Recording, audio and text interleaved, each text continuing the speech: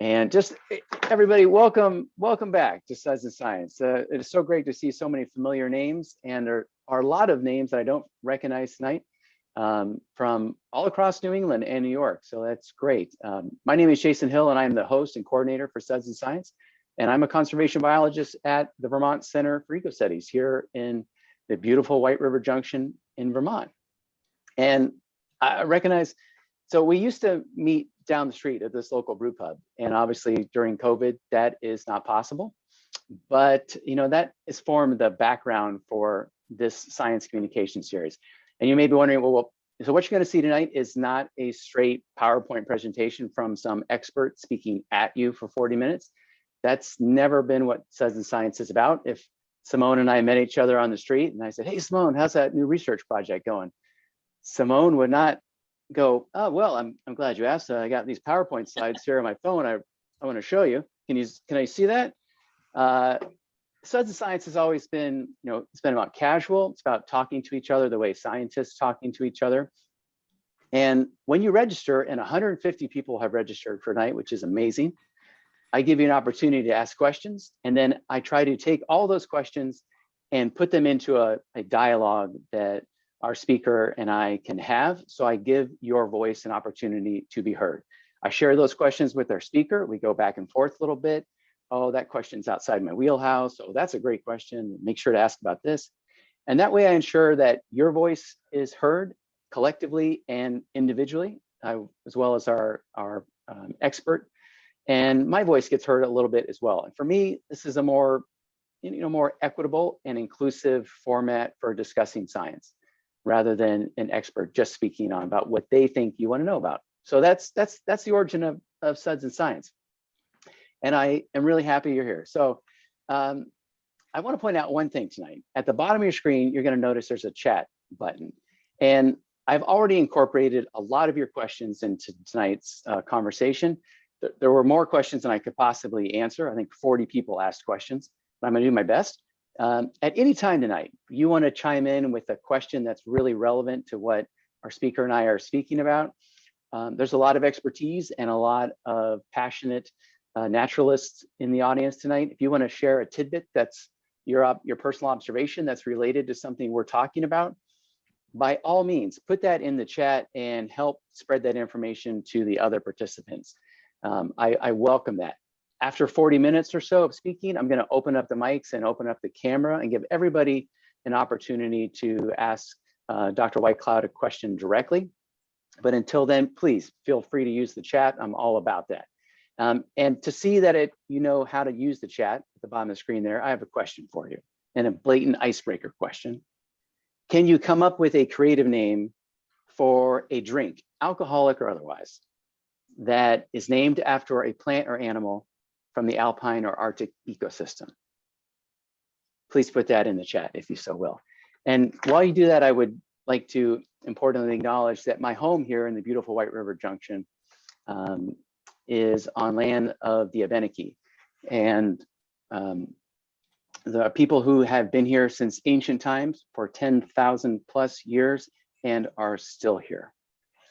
And while you're coming up with your creative drink names, mine is Hairy Walrus, by the way.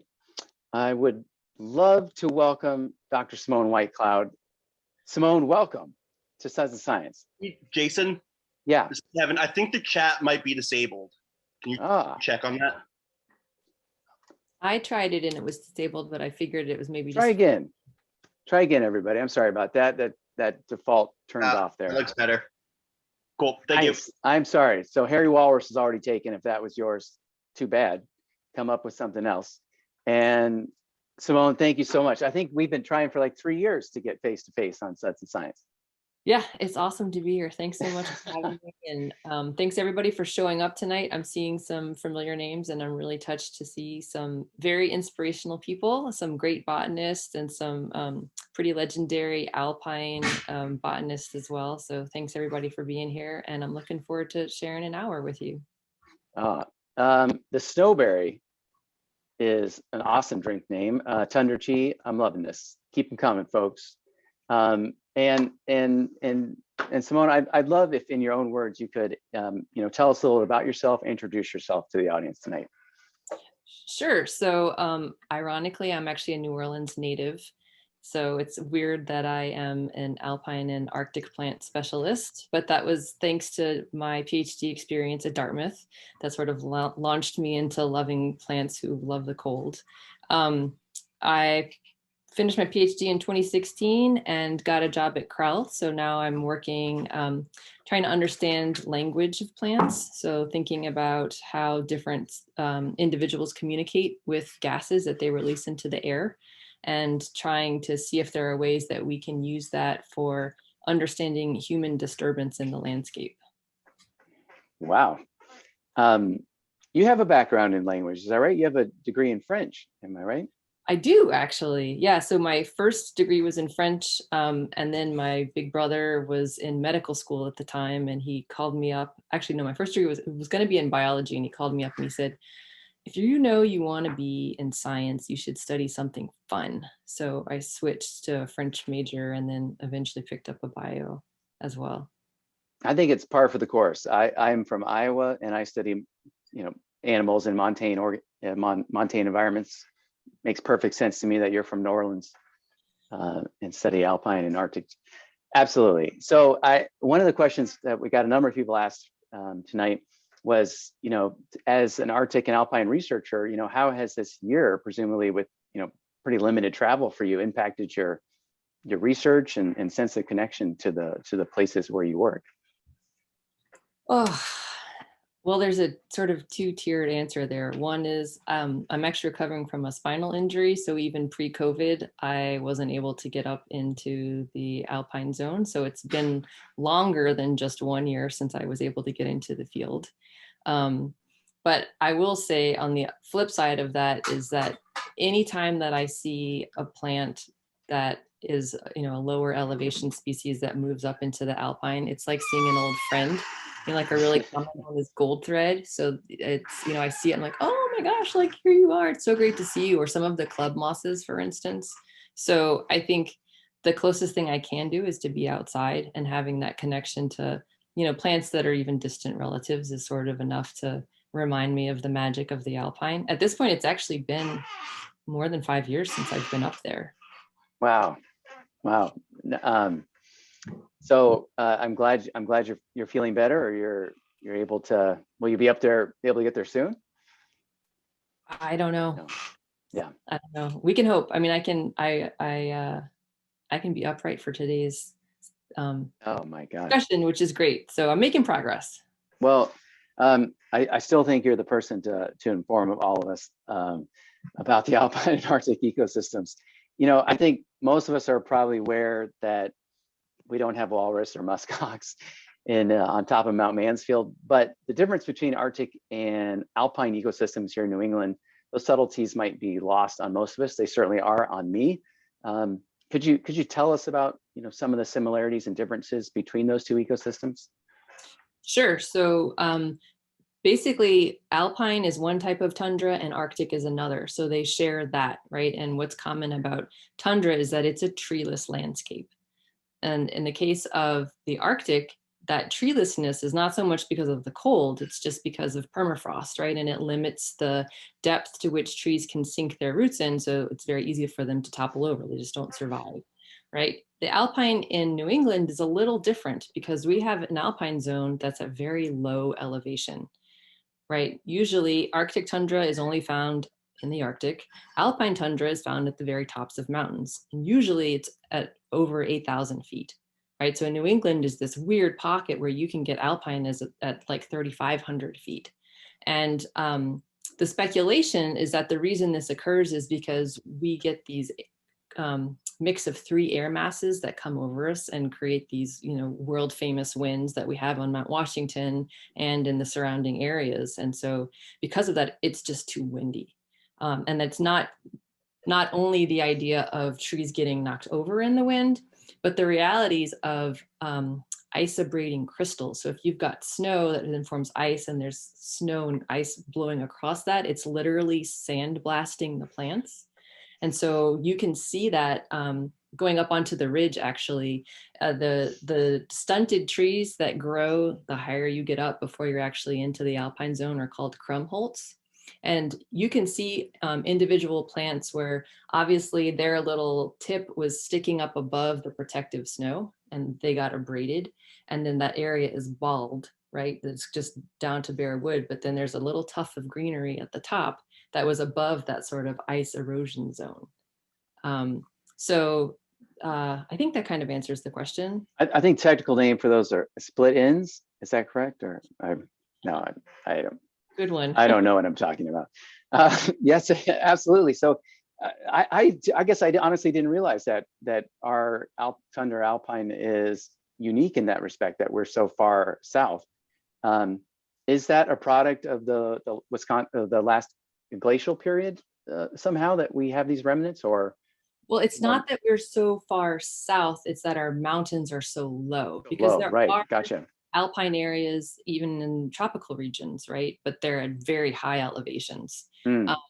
But the alpine plants that we have here are because of the last ice age. So the plants were basically pushed down as the ice advanced, right? And the plants moved further and further south. But then as the ice retreated, the plants followed, the ice over thousands of years back up. And then as it continued to recede and the climate was warming, the plants could either go north or they could also move upslope.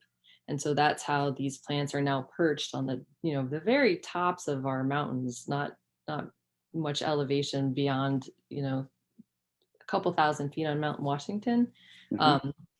And it's just their little last stronghold that they have. And it's these dramatic winds and weather conditions that we have that enable them to remain.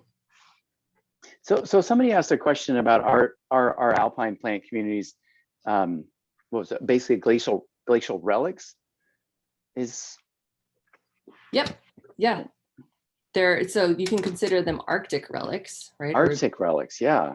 They were sort of pushed down because of that ice sheet from the Arctic, right? And then have remained. And generally, you'll hear that 30% of the plants that grow in the New England alpine are Arctic species. However, on Mount Washington, it's actually like 2/3 of the plants are actually Arctic species. So we have a lot. And interestingly enough, our alpine zone is more closely related to the Arctic than it is to the alpine zones further west, like say in the Rocky Mountains. Wow, that's great. And so they genetically have been isolated for 10,000 plus years then. Same species, but genetically distinct subpopulations then? I was thinking about that, thinking about evolution and how these plants would have changed over time. It's been 10,000 years, but I would also think that possibly these plants have undergone a genetic bottleneck, right? That they've been sort of reduced down to these last few individuals that are remaining. So I don't know how much I'm not a geneticist. I don't know how much evolution has taken place, but I do know there are plant species that have evolved up there that are endemic. So literally there are plant species that are found only in the White Mountains of New Hampshire, for instance. So it's been enough time for that to happen. And they must be incredibly rare then?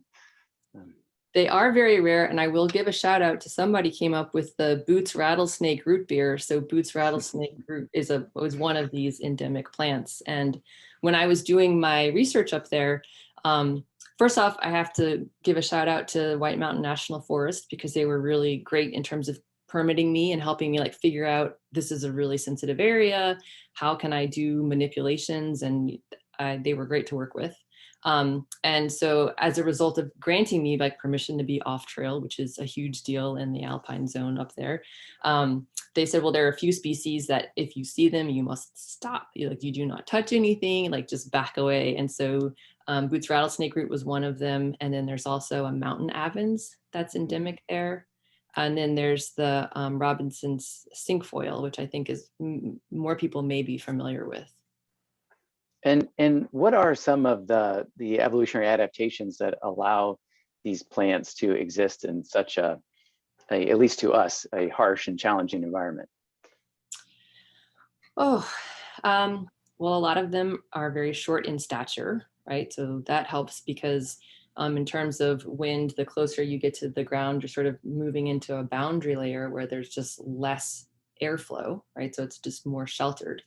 A lot of these plants are also dark leaved. So one of the reasons why it's so hard to live up there is like a lot of times it's in the clouds, it's very cold, right? But then on those clear days, you're getting baked by the sun.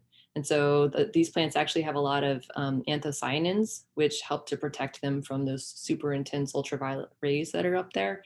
And that's one reason why going up there in the fall can be really nice, because those anthocyanins in the fall are red.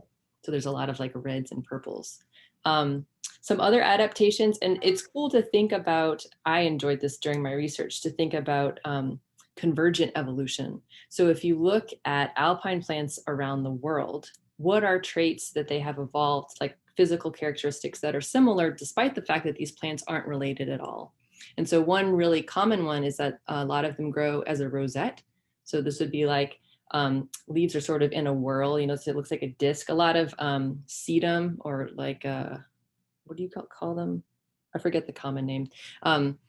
Succulents. A lot of succulents are in little rosettes. And so one of the things that's good for plants in rosettes is that when the water falls, it actually like is like a little bit of a funnel. And so the water goes to the center, and then those plants will often have a taproot. So they're basically collecting their own water. And then another common characteristic are hairs. So hairs are really great as a means of protection against wind, protection against the sun as well.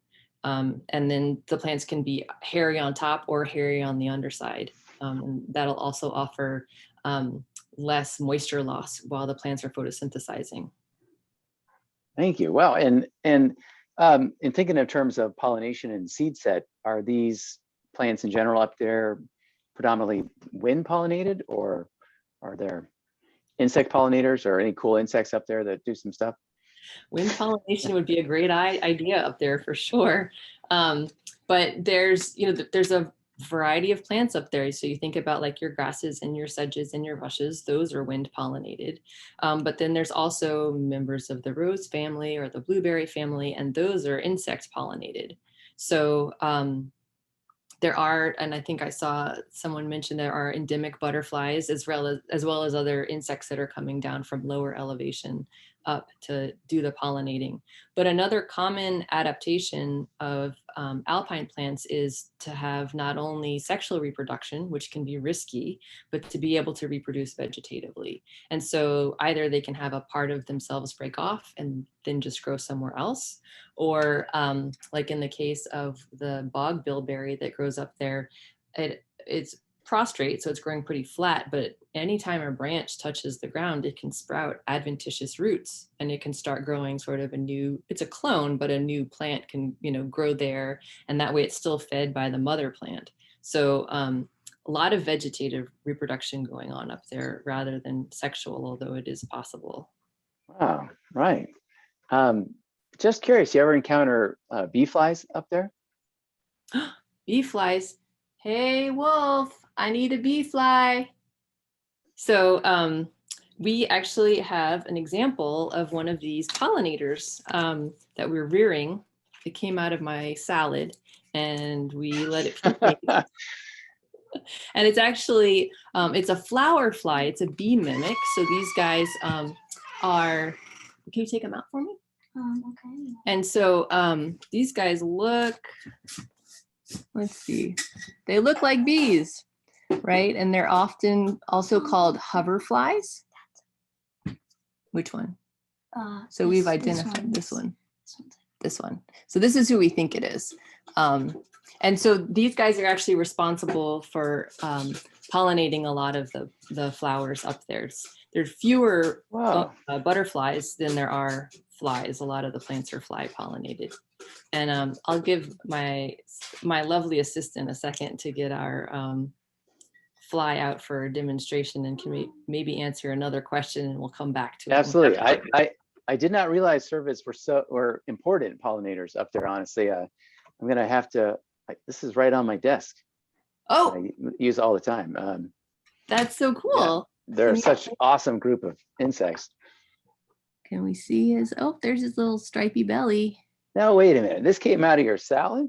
This did. So I got an organic spring mix and there was a little wormy something and we weren't sure what it was. So we let it pupate and then this is what came out. That's incredible. Wow. Have you put that on iNaturalist or? I guess I could. Yeah. I was reading though that a lot of the larvae of these species eat aphids. So I was wondering if it was like an integrated pest management for the farm where they were growing the greens. Right on. Oh, that's great. So it'll be a cultivated, it'd be a domesticated, cultivated individual potentially. Yeah, an intentional introduction. Right on. That's awesome. Nothing's coming out of my salad that interesting in years. I wanted to ask you a bit about your PhD research, and I was hoping you could help us, understand how some of those abiotic factors like wind and temperature and precipitation, influence our New England alpine communities, plant communities. Sure. So I've already talked a lot about wind and the intense sun, right? And then I guess there are sort of factors that are compounded by that. So snow ends up being a big one. And so my research, I worked on Franconia Ridge and in the presidentials. And so both of those are sort of north-south running ridges. And our weather systems and winds tend to come out of the west. And so I actually worked on the east side of those ridges.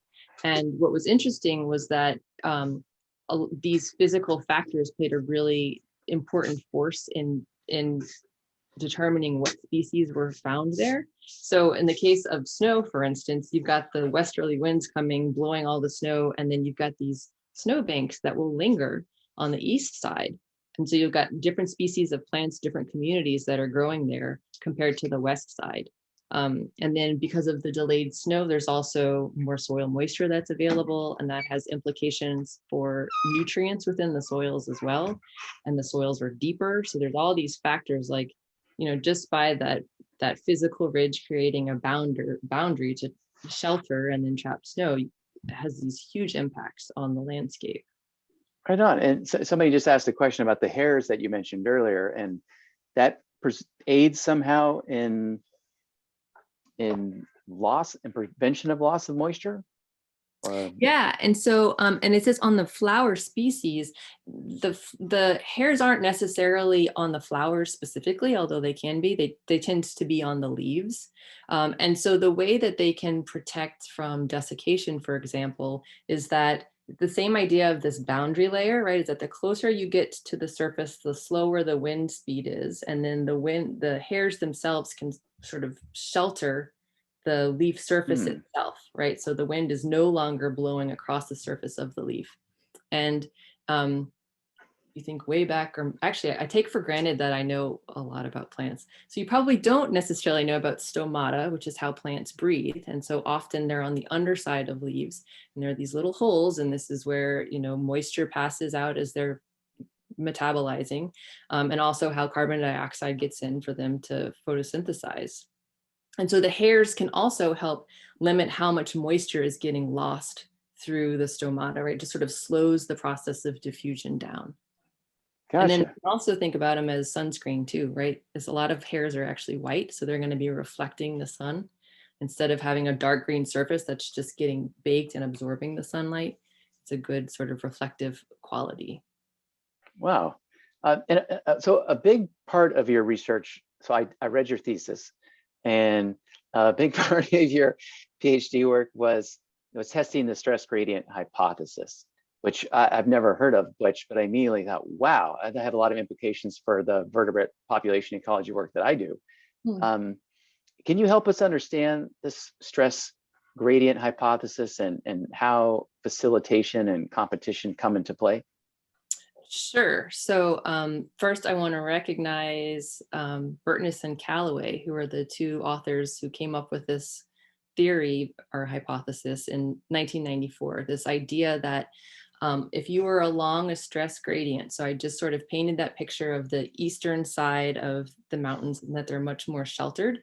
Well, at the very top, it's still really exposed, right? And so the plant community at the very top is going to be the same as the top, and then the same as the western side. And this is going to be Arctic plants, right?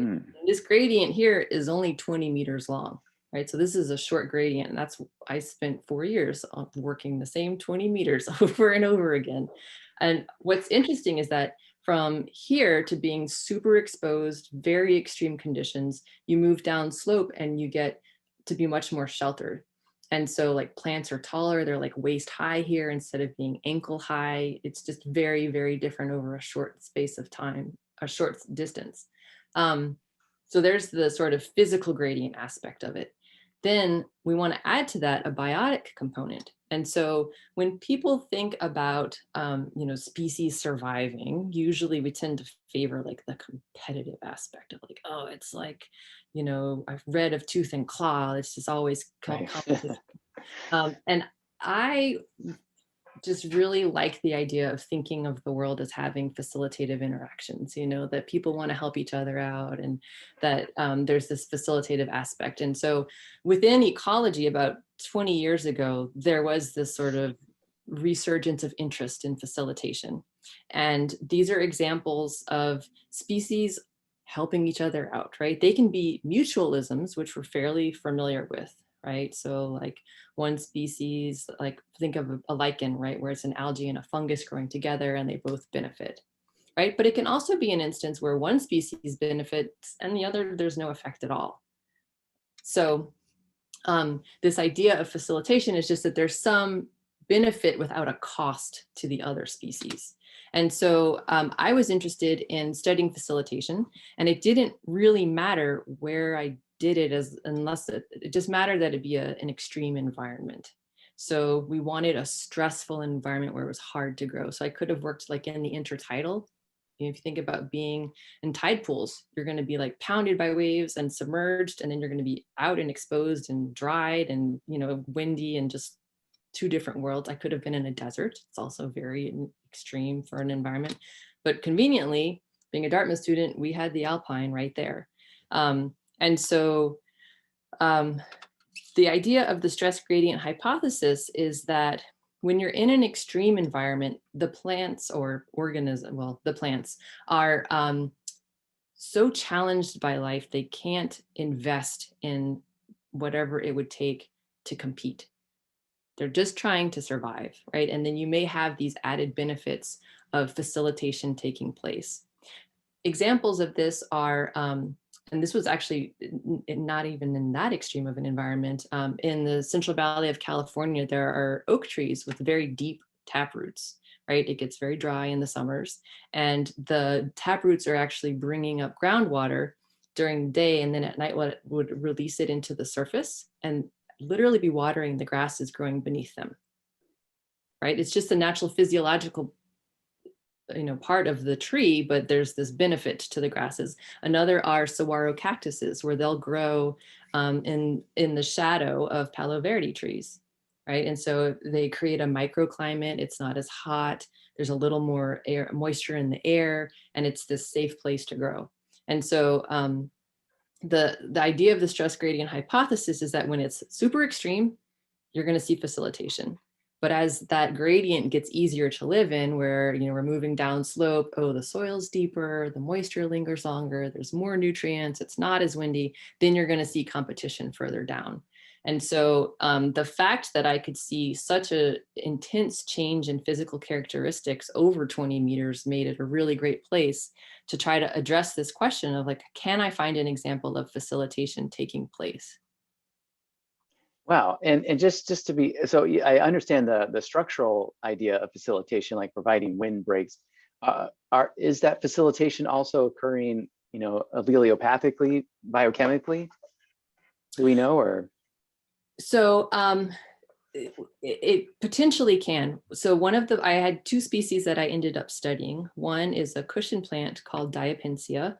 And it's a very dense evergreen plant. It's literally this tall, and it's sort of disc shaped because that's how the wind forms it. But it's evergreen and it holds on to its litter. So over time, it's sort of growing out very slowly and creating soil within it. So one of the things that's hard to find, if you think about the Alpine, it's pretty rocky up there. It's and very windy, so there's not much soil. So this idea of having a soil source seems to me like it would make for a great nurse plant, right? That it would be something where seeds could get trapped in the leaves and then germinate there, or this idea of the vegetative reproduction. The other species I studied was a bog bilberry is the common name. It's a Vaccinium uliginosum is the specific epithet. And that plant can do this vegetative growth where if a branch of it grew into the Diapensia, it could then grow roots and then grow out of it. And it would have the benefit of soil being made for it, by the Diapensia, just by how the Diapensia grows. And so the Diapensia does receive some benefit or receives no benefit? It's a the findings of my dissertation already, or so in theory, the Diapensia would be growing soil and providing nutrients, because you were asking about like allelopathy, and there are no, I have not studied and did not document any hint of like nutrients specifically being released by the Diapensia for the benefit of the bilberry. Mm-hmm. So are you actually up there manipulating these plants in the Alpine zone to test the stress gradient hypothesis, or? So that was why I wanted to recognize that White Mountain National Forest was very gracious in terms of letting me do some manipulations up there. So one of the most common ways to study interactions between plant species is to do a neighbor removal, right? So if you have two plants that are growing together, two different species, right? Diapensia and bilberry are growing together. And I think that Diapensia is facilitating the bilberry. So what happens if I remove the Diapensia? If the bilberry does better, that's a good hint that they were competing, right? Because now it's lost its competitor. However, if the bilberry does worse, and worse could be lower photosynthetic rates, fewer flowers, fewer berries, it could actually die. If it does worse in the absence of its neighbor, then that is an indication that it was being facilitated by its neighbor. So because Diapensia is a plant that's very commonly along sort of these ridge lines, and it's getting trampled by people who are going off of the trails, the Forest Service was very interested in knowing if Diapensia could be singled out for protection, just because that would mean we're saving or preserving a plant that is a facilitator. So if we can, make sure we save this guy, then all these other plants will be able to grow out of it. And because of that, they were willing to give me permission to destructively sample some of these plants. And so what I would do was, I tried to keep everything, small in terms of impact, was to cut away the Diapensia in a 10 centimeter diameter circle from around a place where the bilberry was growing out of it. And then I did the reverse, where I also removed the vaccinium or the bilberry from when it was growing out of the Diapensia, to see if Diapensia was, sort of struggling because it had the bilberry growing out of it.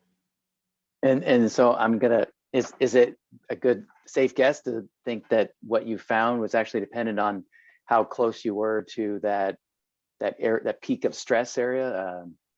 Did that relationship change as you moved down towards the more competitive zone, I guess, or? So my findings were neither, actually. My findings were that there was actually no evidence that there was competition or facilitation taking place between the two species. And interestingly enough, what was a better predictor was the architecture of the plant. And so this is sort of like the stature of the plant. So when you were closer to the ridge line, the Diapensia is more compact. I would think of it as this like squat little tough football player, just really like short and tight, like to sort of, there'd be much more pressure to stick your finger into it, resistance, where 10 10 meters down where it's more sheltered, it was much looser. And so we actually like did a bunch of measurements to quantify that difference of what you're seeing, or of what I was seeing. And then we're able to show like, wow, this is a better predictor of whether or not they're growing together, is how squat and compact that Diapensia was.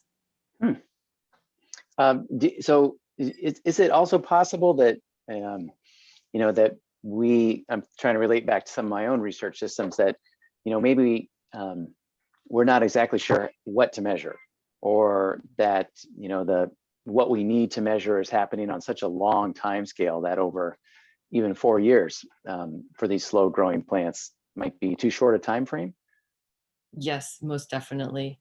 So one thing to keep in mind, Diapensia grows about 1 millimeter a year.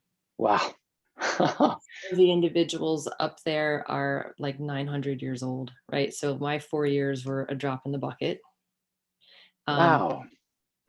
Another is that I did measure a bunch of, I looked at soil, different forms of nitrogen in the soil, and moisture and temperature and air temperature. And I did throw a bunch of things at it to try to figure it out, but I maybe wasn't measuring the right things. Just a question. I mean, you mentioned some of the delicacies and getting permission to manipulate. And probably a lot of us who have been in the Alpine zone have noticed the effects of human foot traffic up there, dogs off leashes and stuff. How did you camouflage what you were doing, or do it away from, visible areas? Did you do it in the middle of the night with a headlamp? Well, so first off, if you think about being in an Alpine zone, usually there's a view. So people are not looking down, they're looking up. And that's another reason why these plants get trampled, because people are not looking down, they're looking up. And I did my work during the day. A lot of times people would want to stop and ask me about my research because they wanted to catch their breath. And it actually, and in return, I felt very compelled to educate people about the importance of not walking on these plants and doing my part for stewardship. But it actually got to where it was limiting my work. So on weekends, I would have a volunteer come up with me, and I would task them with doing the outreach so I could focus on getting the science done. Wow, I wish my research was so popular I needed crowd control measures. Good for you. Wow. Quite a few people asked about the future of these alpine ecosystems, not only because this last year I know I read the Adirondacks Summit Steward report about the influx of people visiting the alpine zones during COVID, just was incredible. But also with regards to climate change, what does the future for our alpine areas look like? Well, I'm sort of two thoughts of this. One is certainly if you look at Arctic tundra, not very promising, right? The boreal forest is moving forward and, moving northward.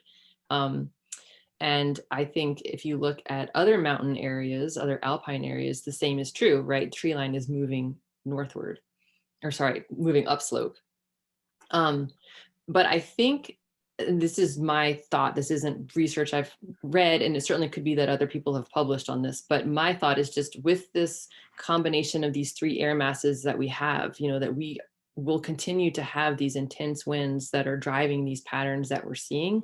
And that may offer sort of more protection for our alpine than other alpine areas are seeing in other parts of the world. And actually, I know I saw Charlie Cogbill is here, and he probably has thoughts on that, and I would love to hear what he has to say. You have definitely inspired me to, one of the challenges I feel like learning about alpine communities, even though I work in basically the subalpine zone, is that there's just, especially here in Vermont, there's so little of it. I just don't get to spend a lot of time there.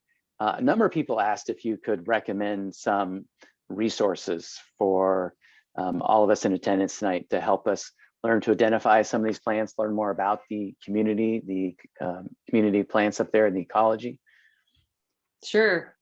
I can even make a little plug. So there's this wonderful field guide put out by Appalachian Mountain Club. That's the New England Alpine Summits Guide. And so it's great because it's got a general sort of introduction about the history and glaciation. And then it covers not only plants, but also animals and insects. And there's a geology section. So that would be my first go-to for sure. And I don't know, this is the second edition. There might even be a third edition out now because this is my copy and it's old. Yeah, they just put a third out. Cool, awesome. So pick up the third. Right on. And a number of people asked where easy places to see alpine plant communities were in all of the states around here. Mansfield, you can drive to the top of Mount Mansfield and walk up there. What about Maine? Are there? Yeah, maybe somebody in the chat could recommend for those people that ask questions, some place in each state where you can respectfully and easily visit alpine zones and check out the communities up there. Oh, thank you for the link, Kevin. You can do, that depends on how you're defining easy. It's certainly day hikes. Yeah. There are day hikes that you can do, and Katahdin, Baxter State Park is true. I did some surveys up there and was able to do day hikes in, but I had the advantage of getting to stay at, I forget the name of the little cabin at the bottom of the. Oh, a bowl or. That there's a pond there. Mm-hmm. It's where Mirror Lake, I think. What was it? Mirror Lake. Chimney Pond. Chimney Pond. Yeah. Yeah. I did get, they were kind enough to let me stay, although it came with the warning that if there was a rescue, I would get the boot and it could be the middle of the night. So there, I would say, you can also drive to the top of Mount Washington, right? Like that's very, very easy. And if you're looking for my favorite hike, like doable, not necessarily off the couch, but depending on your health, off the couch, is Eisenhower. So Crawford Path to Eisenhower, you can do it. I think it's 6 miles round trip and 1,000 feet elevation. Like it's when I was doing this research and like thought about bringing my mom, who is now in her almost 80, right? So she was in her late 60s at the time. I was like, Mom, I could do this with my mom. I mean, I would carry everything, obviously, but that's a really sweet, awesome hike and with great views and without the intensity. It's a very mild grade relative to the intensity of some of the other access points to the Alpine. Excellent, thank you. And folks, with these last 15 minutes, I'd love to give you the opportunity to, if you want, turn on your video, turn on your microphone. You still use the chat, but if you want to ask Simone a question, please do so. Something we didn't touch upon, you want to know something more about. There was a question that Julia asked about, are the in that 20-meter span you kept talking about, is the community composition of the plants different? Yes, most definitely. So that sort of ridgetop community was pretty much all Arctic species. And then as you're moving down slope, you'd get it sort of a mix of some boreal and a few of the Arctic species. And then down below it was, there's actually even a snowbank community. So in the wettest of areas, you would see things like hellebore. I think the Indian poke is another common name for it. So you would see these other plants that normally you'd only see 2,000 feet lower, or 1,500 feet lower. So there was definitely shift there.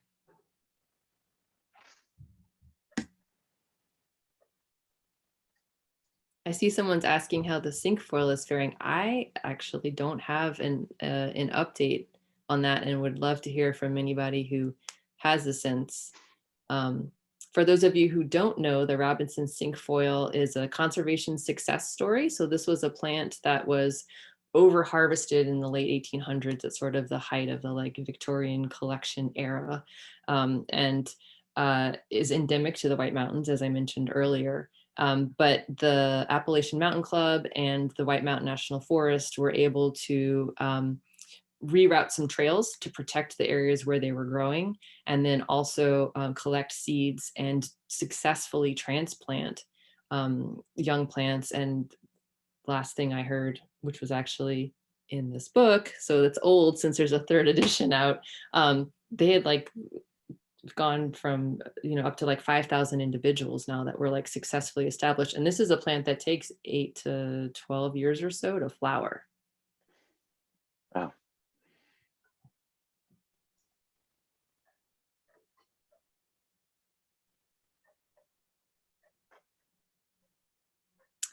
Since we don't have specific questions, one thing that I wanted to share is people have also asked about some of our peaks that have alpine or Arctic plants growing on them, which are actually boreal balds. And so like around here, so we've got like Cardigan Mountain, or even Mount Mooselock is speculated to be a boreal bald. And so what this means is it's a mountain or that was covered by the boreal forest that burned so intensely that the soil either burned off or then was blown off by the winds, and then became these sort of alpine-esque habitats, although they never have the diversity that our true alpine areas have, which is part of why they're speculated to be this sort of weird boreal bald concept.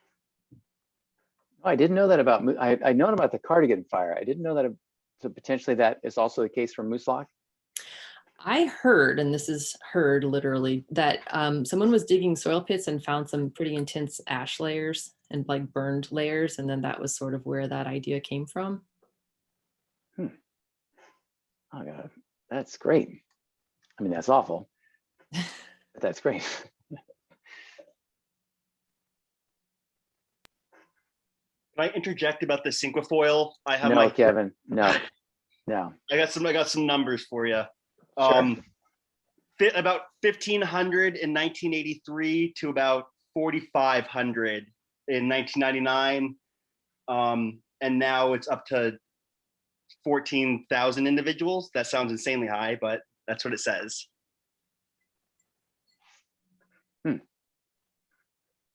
Well, since this is Suds and Science, hopefully that means everyone has a Suds or a water. Can we like toast to the success of the conservation efforts of White Mountain National Forest and AMC? Absolutely. That's a great story that, you know, I wish there were more of them, but that's a good one. Charlie Cogbill says the Mooselock Fire is questionable. I'm not sure about the source from this Cogbill guy. You can trust that. I said heard. Yeah, you did. Yeah. Yeah, and somebody asked a question about Alpine Stewards, which is increasingly popular way for basically people standing in the Alpine zones, especially in the 80K, to greet visitors, inform them of the rules, preemptively encourage people to follow him.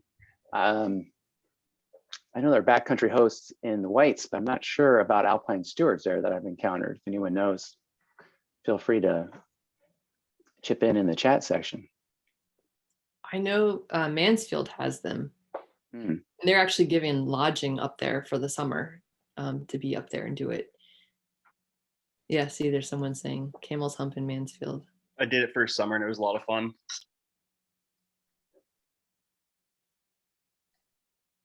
I have a question, I guess. How does the ecology of individuals in the Whites and Green Mountains compare to the individuals that are actually in the Arctic Circle?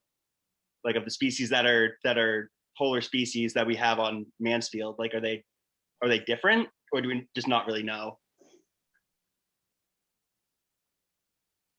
Well, I'll just speak from my own experience. I don't know. I haven't come across papers, but I haven't looked for them.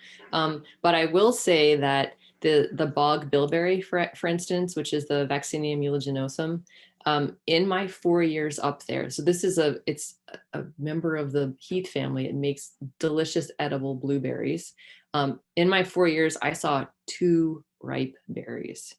I would see green ones, but as soon as they were ripe, they got eaten, or maybe even before they were ripe, like the birds would get them and maybe savvy hikers. But for as much time as I spent up there, I never saw them. In contrast to being in Greenland, where you could lay on your stomach and just like graze on them. There were so many. So that's an observation of very different ecology. Simone, I have a question. Hi. Hi. Go ahead, Ken. So you're talking about something that really struck me about your comment about Diapensia. And so I worked on Mansfield as a summit steward for 3 summers.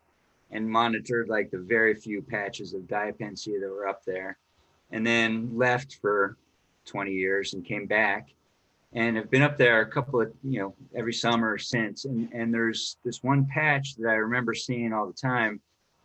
And I was alarmed when I first saw it after 20 years, because it was rotting. It looked like it was rotting out from the center.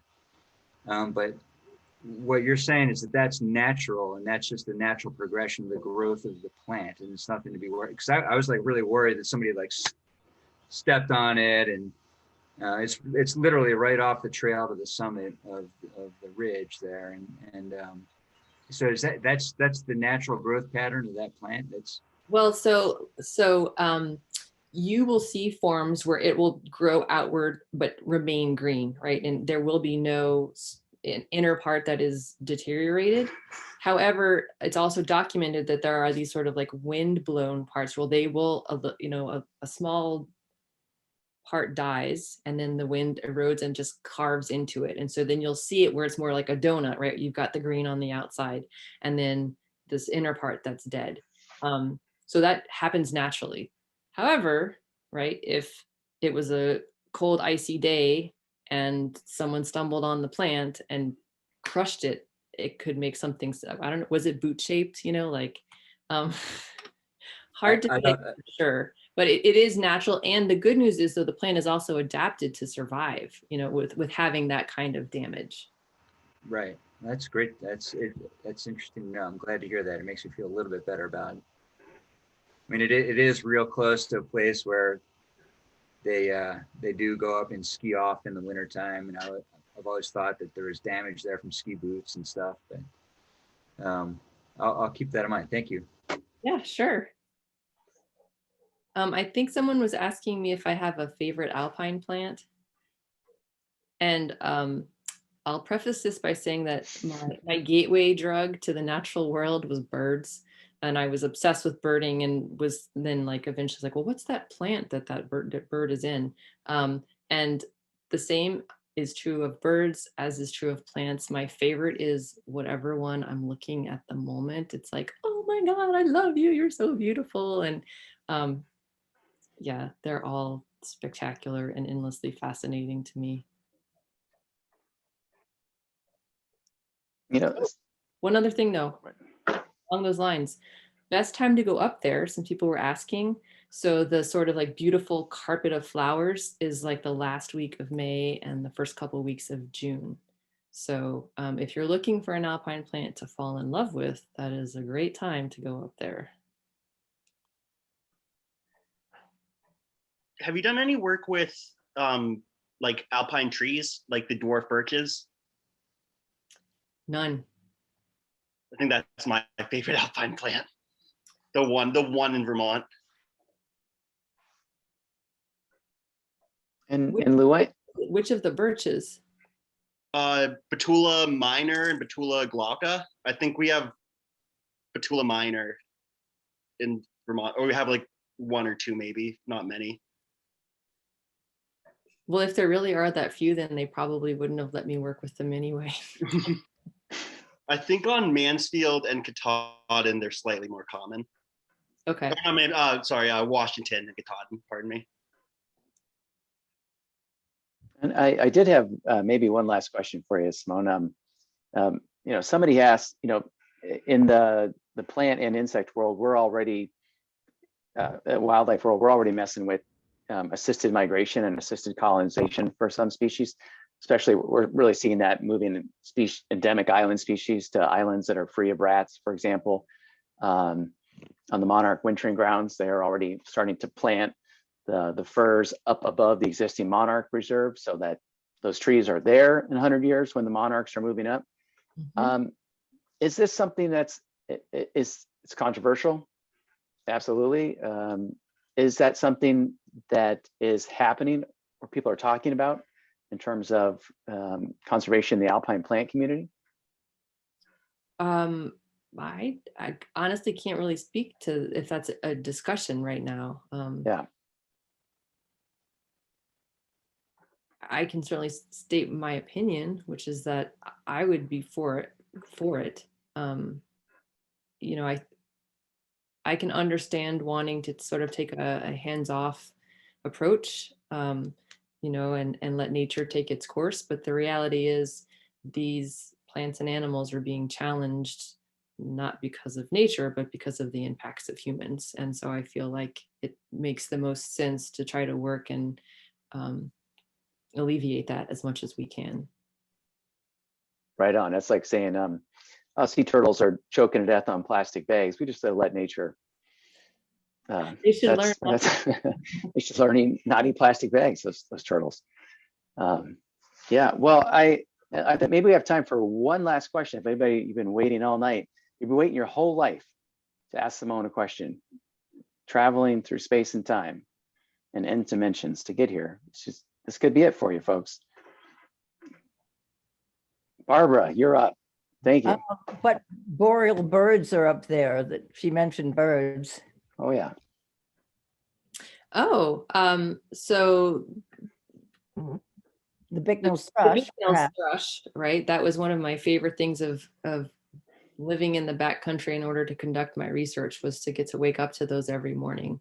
But as a former raptor monitor, it's actually a really nice place to be up there in the fall, during fall migration. You don't get like huge numbers of them, but you get some really sweet looks of, you know, the occasional broad-wing zipping 10 feet over your head. So it's certainly a nice place to linger on a nice sunny fall afternoon. Right on. Thank you. Thank you for that question, Barbara. I can't thank you enough, Simone. I know we've been traveling.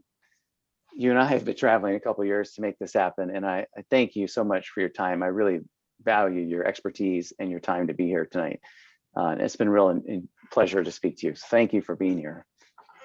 Thanks so much for having me, and thanks everybody for sitting in with me and letting me talk about my passion for an hour. Absolutely. And yeah, thank you folks so much. And our last Suds and Science is next month in May. And then we let you do your own thing for like 8 months before the winter comes around again. Thank you everyone for supporting Suds and Science and being here tonight. Be well, be safe, and see you again shortly. Take care, everybody. Thank you.